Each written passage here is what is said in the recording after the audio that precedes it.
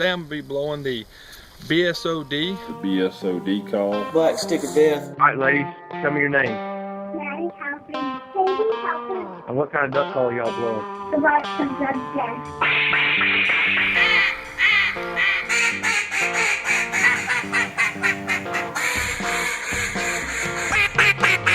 In the early 2000s, my buddies and I discovered these old cut downs, and it changed the way that we duck hunted. Tyler, we gotta work on these. We started killing ducks, being able to call ducks off other people, and it just, the whole game changed for us. And it was all about volume and rasp and the sound quality, and it was sort of like a cheat code. You know, it opened up the game to us in a way that we had not previously been able to do it.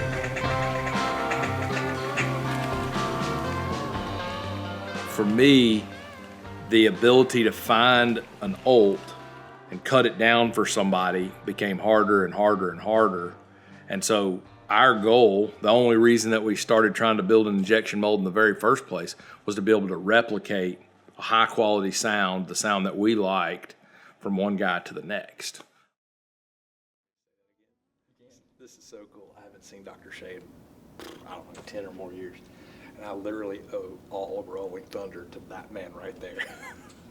Dr. Shea, Hey, how are you? good to see you. Good to see you. I hadn't studied. That's okay, long time no see. Yeah, I haven't seen you for a while. You remember the first couple runs in the mold, we didn't have coolant in them? Remember how the pieces would melt?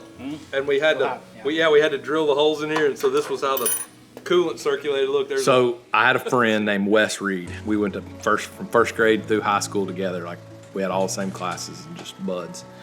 And Wes was really smart. He was an engineer, and his first job out of college was working for a medical device company called Wright Medical.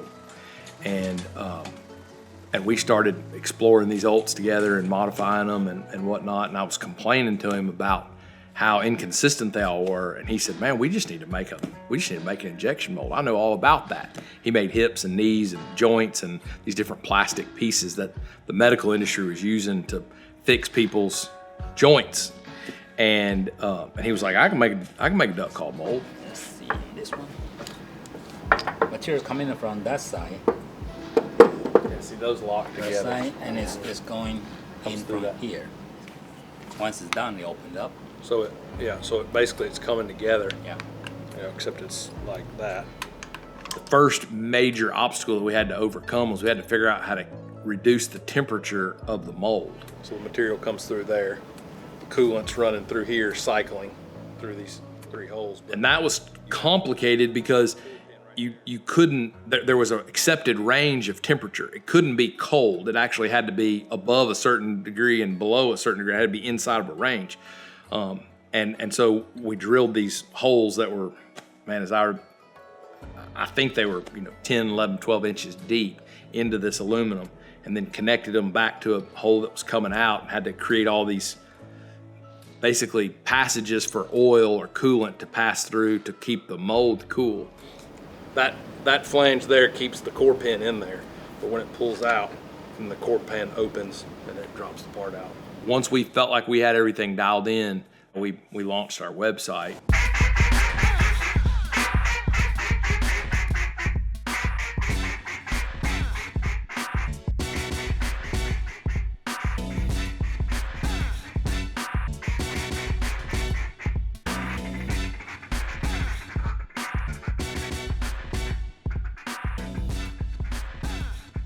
There were 2 other people that were kind of making a cut down of sorts. It was Dave Jackson and Michael Fleeman. The DFB had just come out. They beat us to the market by just a couple months. And we had no idea he was even working on anything when we started on the mold. So he beat us, but in my opinion, his product was inferior. It was soft and it would change shape. It wasn't resistant to heat.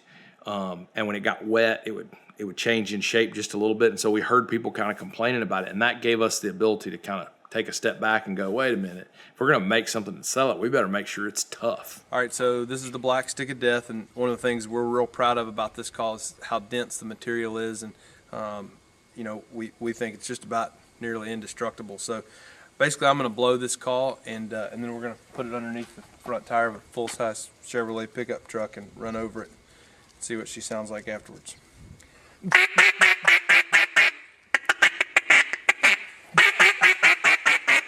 right.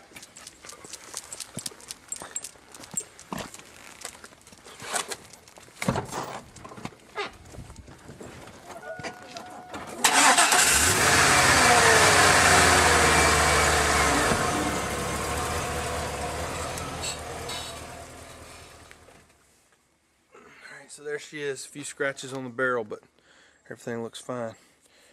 So there's the insert.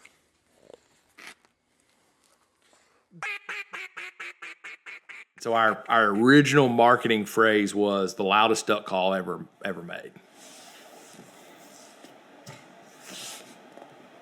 Was it? Hell yeah.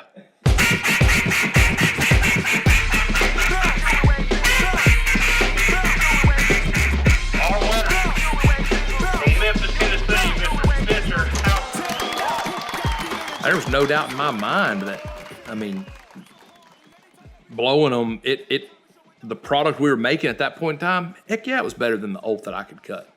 Absolutely. And I could make 10 of them. Where I would have to have, I could make 10 of them out of 11 parts, 11 tone boards. But if I was going to try to make 10 good olts, I had to have 100 olt tone boards.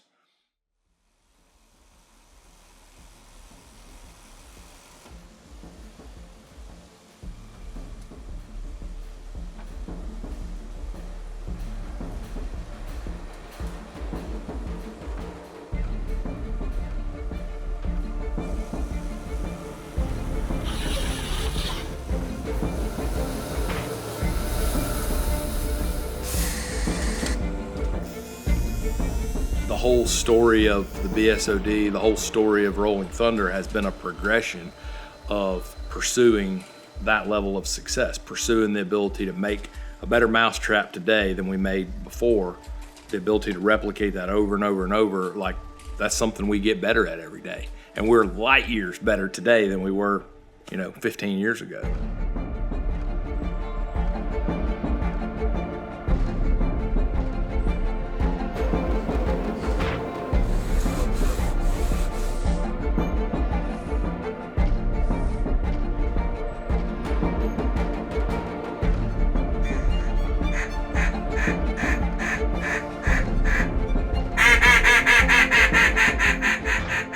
These are the different generations of our attempts from the very first one to modern day where we're at with the BSOD. Through the learning process of going from an injection molded call to a machined cut down out of a rod of acrylic, we learned how to build a keyhole into the exhaust. And so for the first 7 or 8, 10 years of the business, we didn't make an acrylic keyhole call because we couldn't figure out how to do it.